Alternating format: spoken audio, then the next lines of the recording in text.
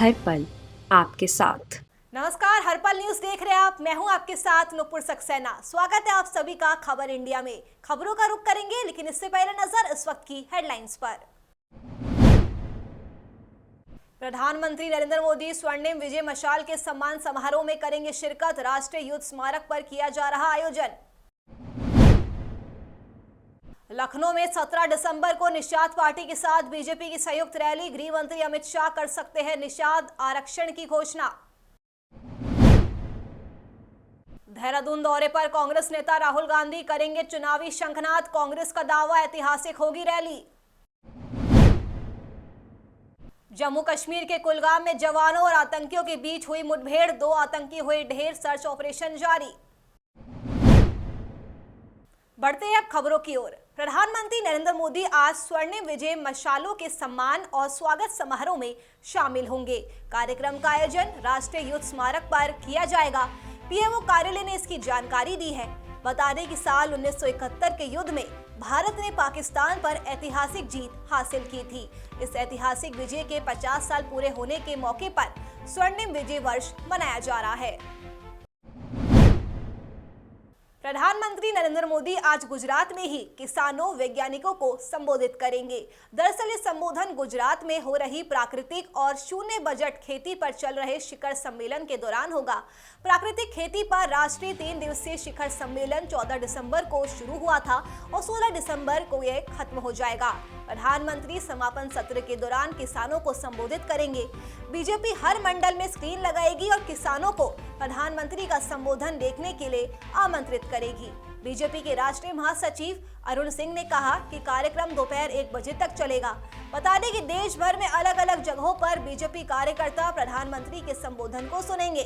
किसानों को प्राकृतिक खेती के तरीकों को अपनाने के फायदों के बारे में सभी जरूरी जानकारी भी दी जाएगी।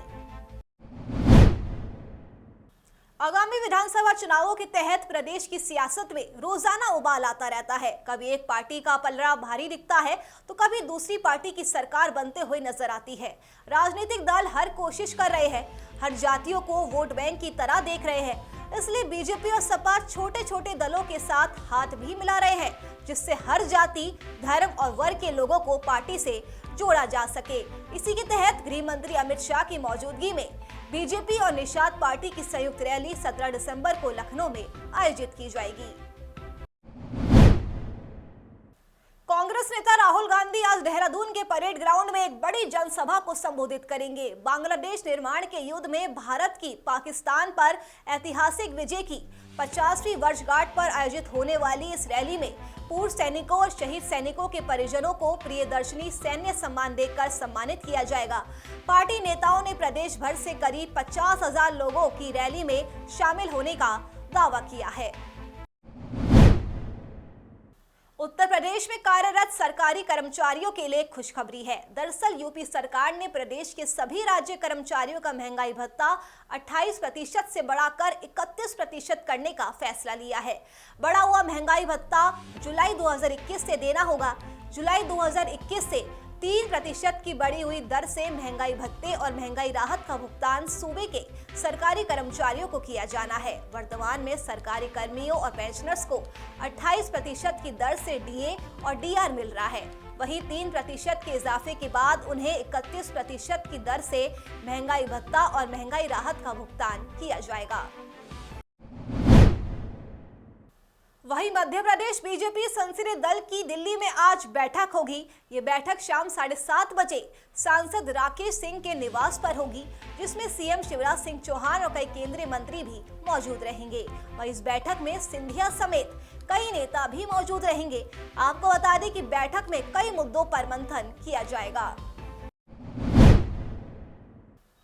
जम्मू कश्मीर के कुलगाम में जवानों को बड़ी सफलता हासिल हुई है। सुरक्षा बलों ने एनकाउंटर में 2 आतंकवादियों को ढेर कर दिया। यह एनकाउंटर कुलगाम के रेडवानी इलाके में हुआ। इस बात की जानकारी पुलिस ने दी है। एनकाउंटर के बाद इलाके में सर्च ऑपरेशन लगातार चलाया जा रहा है और सुरक्षा बलों की कोशिश है कि जल्द से जल्द इलाके में छिपे हुए सभी आतंकियों को किसी भी हालत में पकड़ लिया जाए। जवानों को ये शक है कि इलाके में और भी आतंकी छिपे हो सकते हैं। दिसंबर महीने के खत्म होने में महज 16 दिन ही बचे हुए हैं। इन बचे 16 दिनों में देश के कुछ हिस्सों में 10 दिन तक बैंक बंद रहने वाले हैं। आज और कल पूरे देश में बैंक कर्मचारियों की हड़ताल है। ऐसे में आम लोगों को बैंकिंग के कामकाज निपटाने में परेशानियों का सामना करना पड़ सकता है। रिपोर्ट के अनुसार अलग अलग सरकारी बैंकों के करीब 9 लाख कर्मचारी सार्वजनिक क्षेत्र के 2 बैंकों के निजीकरण के सरकार के कदम के विरोध में आज से हड़ताल पर रहेंगे। एसबीआई सहित अधिकांश बैंकों ने पहले ही अपने ग्राहकों को चेक क्लियरेंस और फंड ट्रांसफर जैसे बैंकिंग कार्यों के प्रभावित होने को लेकर आगाह कर दिया था। केंद्रीय मंत्रिमंडल ने बुधवार को 2 बड़े सुधारों से जुड़े विधेयकों को मंजूरी दे दी है। पहला बड़ा सुधार लड़कियों के विवाह की उम्र से जुड़ा है। कैबिनेट ने लड़कों और लड़कियों के लिए विवाह की न्यूनतम उम्र एक समान यानी 21 वर्ष करने के विधेयक को मंजूरी दे दी है। ये कानून लागू हुआ तो सभी धर्मों और वर्गों में लड़कियों के विवाह की न्यूनतम उम्र बदल दी जाएगी। वहीं चुनाव सुधारों से जुड़े विधेयक को भी मंजूरी दे दी गई है। इस विधेयक के संसद में पास होने पर वोटर आईडी को आधार कार्ड से जोड़ने के साथ ही नए वोटरों को रजिस्ट्रेशन के ज्यादा मौके मिलेंगे। माना जा रहा है कि दोनों विधेयक संसद के मौजूदा सत्र में ही पेश किए जाएंगे। ये दोनों ही सुधार अपने आप में क्रांतिकारी माने जा रहे हैं। लड़कियों और लड़कों के विवाह की न्यूनतम उम्र एक समान करने की घोषणा प्रधानमंत्री नरेंद्र मोदी ने 2020 में लाल किले से अपने संबोधन के दौरान की थी। वहीं चुनाव सुधारों का मुद्दा चुनाव आयोग काफी समय से उठाता आया है। 16 दिसंबर का दिन सैनिकों के शौर्य और उनकी बहादुरी को सलाम करने का दिन है। पूरे देश में 16 दिसंबर को विजय दिवस के रूप में मनाया जाता है।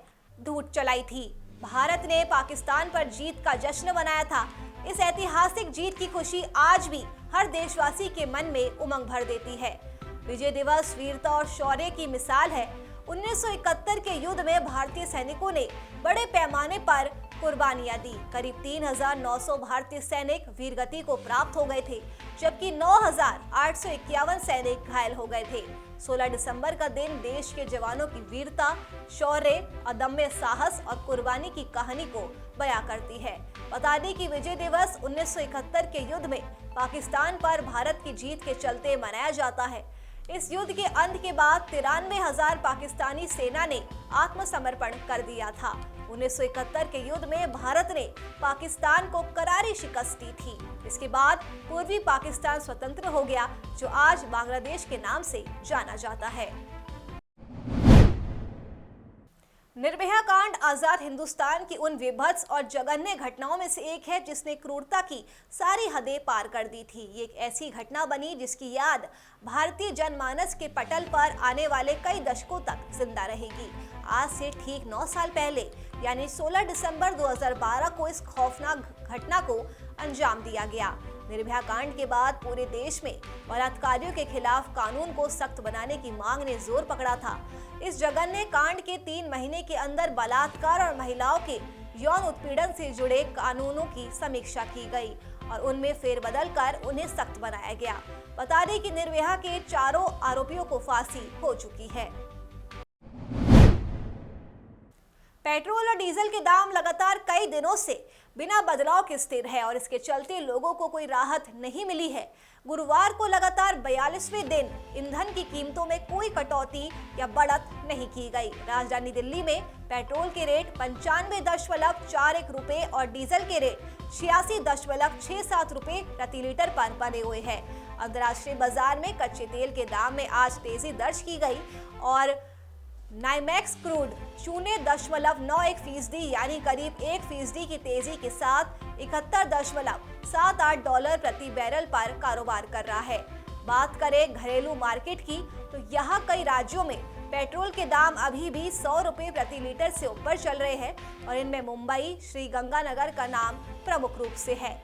बता दें कि दिल्ली में पेट्रोल 95.41 रुपए प्रति लीटर पर और डीजल 86.67 रुपए प्रति लीटर पर बना हुआ है।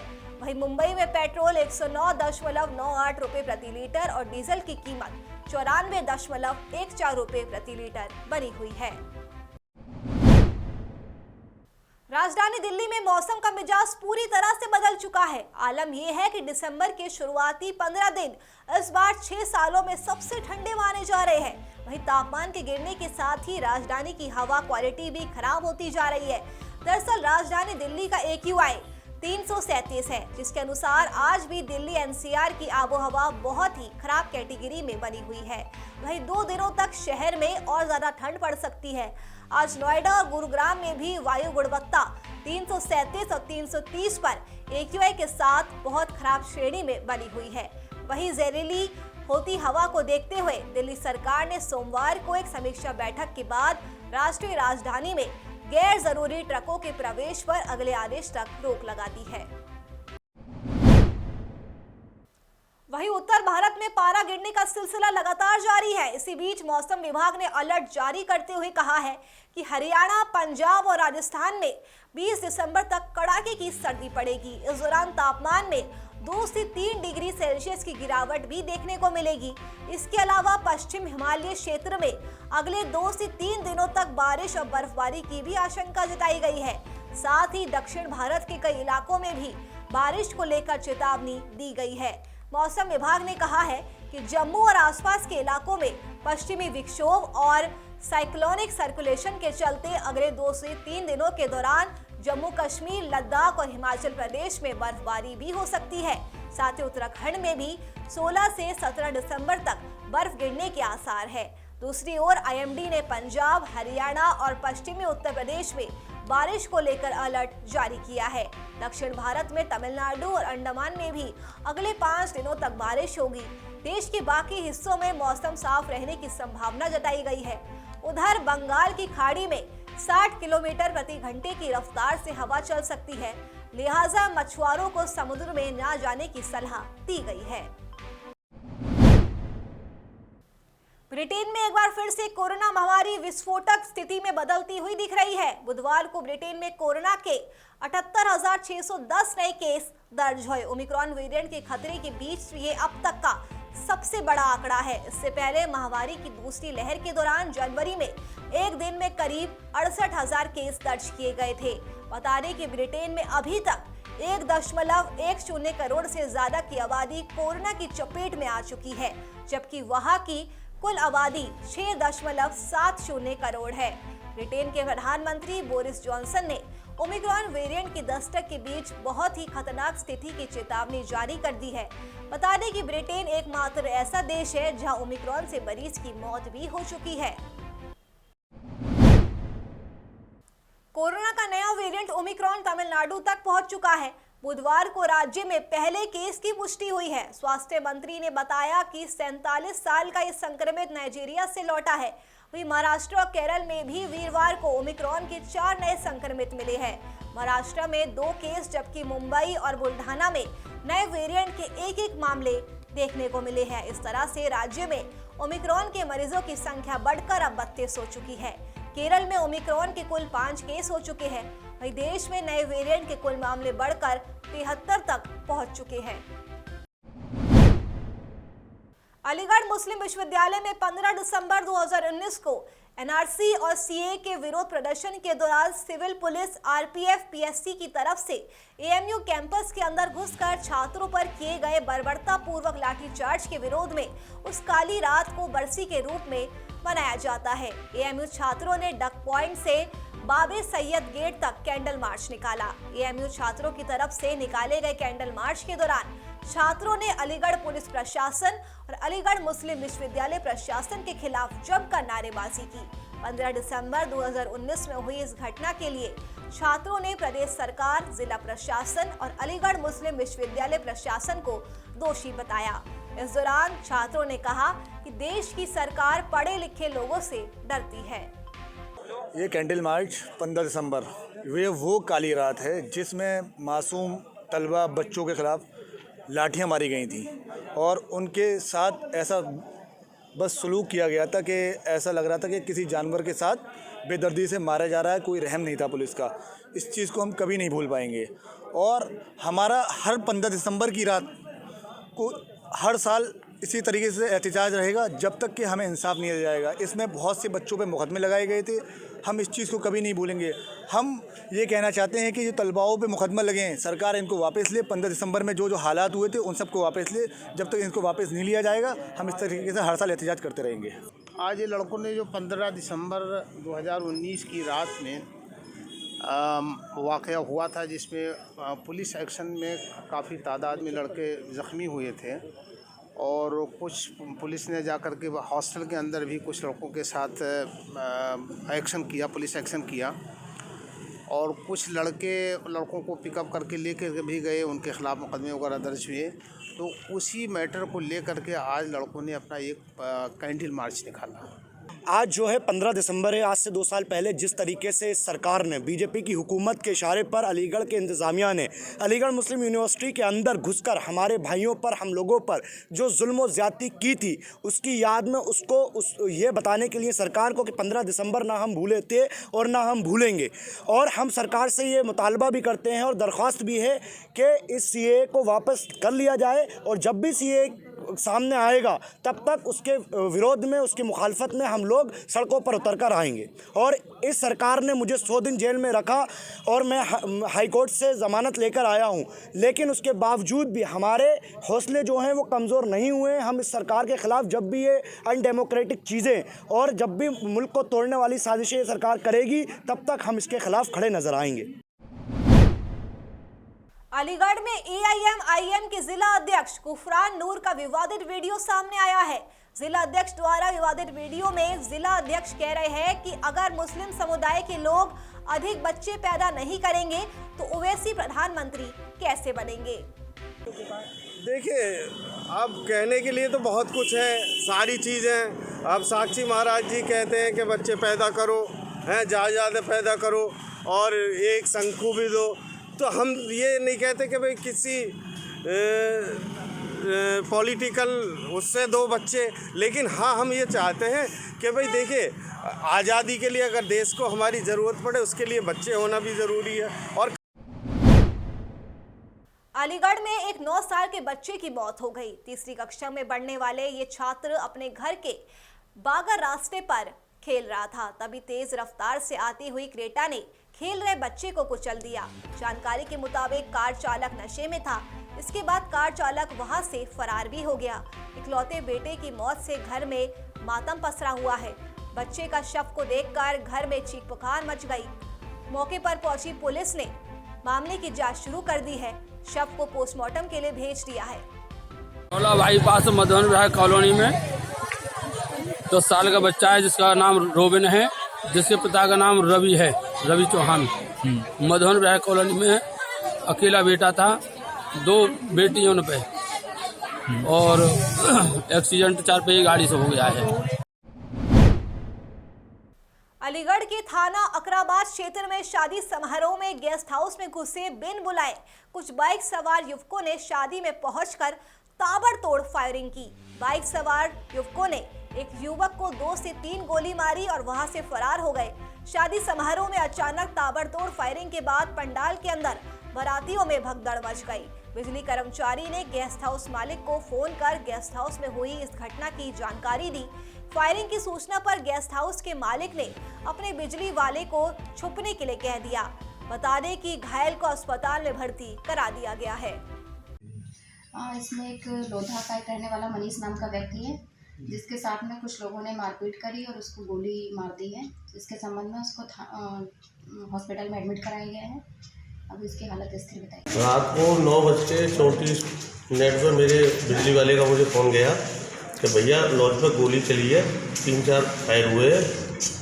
तो मैंने उससे ये कहा कि भाई तू अपना छुप जा, कमरा बंद कर ले। उसके बाद में मैं जैसे अपने जहाँ मैं था अपने होटल पर, वहाँ से मैं बाइक लेके आया। तो मैं पहले चौकी गया अपने, वहाँ देखा कि दरोगा जी नहीं है। तो मैंने उन्हें कॉल किया, दरोगा जी को तुरंत इन्फॉर्म करने के बाद मैं मेरे रूम पर जब आया, मैंने देखा कि व्यक्ति को 2-3 गोली लगी हैं और वो गेस्ट हाउस के बाहर गोली। अलीगढ़ के कस्बा टप्पल निवासी एक 12वीं पास युवक ने लंबे प्रयास के बाद देसी जुगाड़ से उड़न खटोला बना दिया। 3 साल की कड़ी मेहनत के बाद 100 सीसी मोटरसाइकिल के इंजन से देसी जुगाड़ से एक पुर्जा से तैयार कर उड़न खटोला बनाकर युवक ने अपने सपनों को आसमान में नई उड़ान दे डाली। फ्लाइंग मशीन को तैयार होने के बाद सरकार सहित डीएम से आसमान में उड़ान भरने की परमिशन का इंतजार है। परमिशन मिलते ही अमीरुद्दीन की ख्वाहिश है कि सबसे पहले इस तैयार की गई फ्लाइंग मशीन में उसके अपने माता पिता को बैठाकर आसमान की सैर कराई जाए।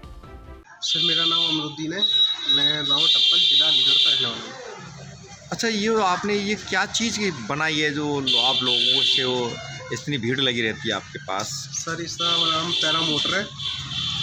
ये 2 आदमी थे, मतलब ये जो उड़ सकते हैं, फ्लाइंग मशीन बोलते हैं इसको। इसमें सर मैंने बाइक का इंजन लगाया है, इसमें 2 आदमी आसमान में उड़ सकते। चलिए फिलहाल के लिए इस बुलेटिन में मेरे साथ बस इतना ही। देश और दुनिया की तमाम खबरों के लिए आप देखते रहिए हर पल न्यूज़। नमस्कार।